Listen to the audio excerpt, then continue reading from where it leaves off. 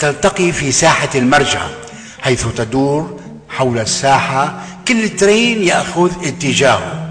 وكنت أذهب إلى عملي في كل صباح بالترامواي، ولم يحدث أن انقطعت الكهرباء وتوقف الترامواي إلا نادرا، وكان الوقت لبضع دقائق فقط.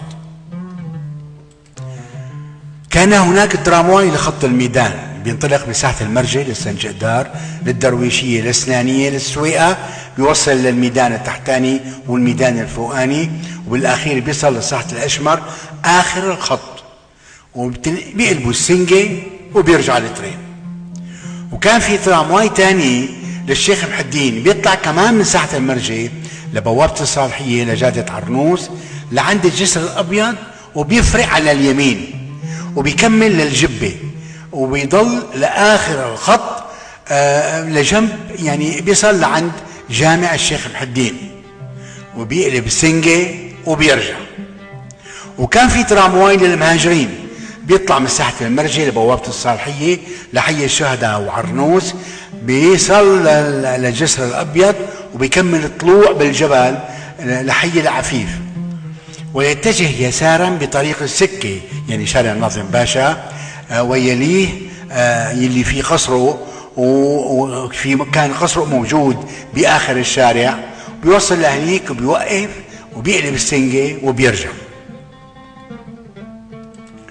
وكان في ترامواي القصاع وباب توما بيطلع من ساحة المرجع لشارع الملك فيصل إلى العمارة لحي مزر القصب للسادات يعني، ومنها بيفرق على اليمين قبل ساحة برج الروس وبيصل لباب توما عند جامع السقيفي، وبيقلب السنجة وبيرجع للترامواي. وكان في ترامواي لخط حرستا ودوما بيطلع كمان من ساحة المرجع لشارع الملك فيصل لحي مزر القصب، ومنها بيفرق على اليسار من عند ساحة برج الروس وبيكمل لجوبر بمحطاتها الأربعة، بعدين لزملكة عربين، وبيمر بكثير من القرى والصغيرة وبيصل بالأخير إلى دوما. وكان سائقي الترامواي ومساعديهم يرتدون لباسا موحدا في منتهى الأناقة، بدلة زرقاء وكرافيت زرقاء وطاقية زرقاء جميلة وحلاقة ذقن يومية ما فيها مزاح. أما مساعد السائق بسموه الكمسياري يعني هو الجاري، كان يحمل علبة البليتات يعني التذاكر، وكان معه زميرة يقوم باستعمالها لتنبيه السائق والركاب على حد سواء للوقوف، ويقوم بثقب التذاكر عند كل استخدام.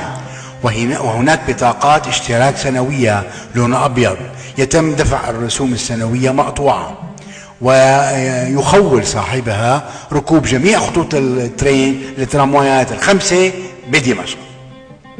وكان في ترامواي تبع دوما يجر وراه حافلة إضافية لكثافة الركاب على هذا الخط. ومن نوادر أهل الشام أنه إذا أراد أحدهم أن يتخلص من قطة مزعجة في بيته كان يضعها في كيس ويتركها في ترام دوما، وعند آخر الخط بنطفوا الترامواي ويطلقون القطة المحبوسة. الجدير بالذكر أن بعض القطط كانت تعود إلى بيت أصحابها بعد 7 أيام، وحدث ذلك لجارتنا كانت ساكنة باب السلام. كانت دوما مقصدا إلى أهل الشام للنزهة وقضاء يوم الجمعة بين غابات كروم العنب على مد عينك والنظر وأشجار الزيتون وكأنها بلا نهاية. وألذ عنب هو العنب الدوماني، كان لونه أحمر ومن أطيب من أنواع العنب، لا يضاهيه إلا العنب الديراني يلي من داريا. وغالبا ما كان أهل دوما والقرى المجاورة لدمشق يبيعون إنتاجهم في الحارات. أما البندورة الدومانية فكانت حبة البندورة تزن في بعض الأحيان نصف كيلو، وكان الباعة ينادون عليها بالأسواق والحارات: دومانية البندورة، كل حبة أو كل زر بندورة ما شاء الله ما شاء الله.